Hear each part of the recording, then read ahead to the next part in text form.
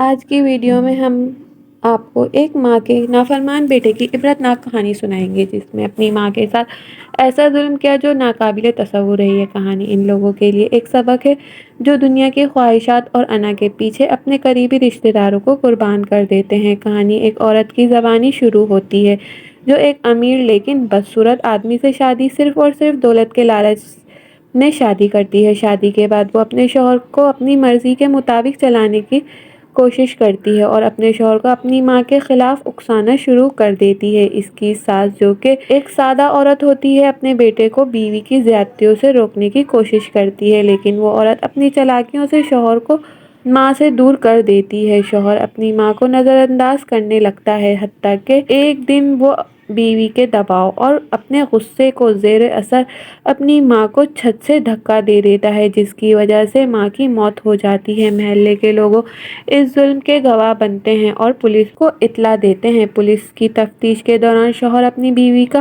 پر الزام لگاتا ہے کہ وہی اس سارے واقعے کی ذمہ دار ہے۔ اس عورت کو احساس ہوتا ہے کہ اس کی خود غرضی اور غلط رویے نے نہ صرف ایک معصوم جان لی بلکہ اس کا اپنا گھر ہی برباد ہو گیا۔ اس کے شوہر نے اس سے طلاق لے لی اور وہ جیل میں زندگی کے سخت دن گزارنے پر مجبور ہو گئی۔ اس نے اعتراف کیا کہ اس کی نیت خراب تھی اور اپنی ساس کی نصیحتوں کو نظر انداز کرتی تھی، لیکن وقت گزرنے کے بعد اسے اپنی غلطی کا احساس ہوا اور وہ اللہ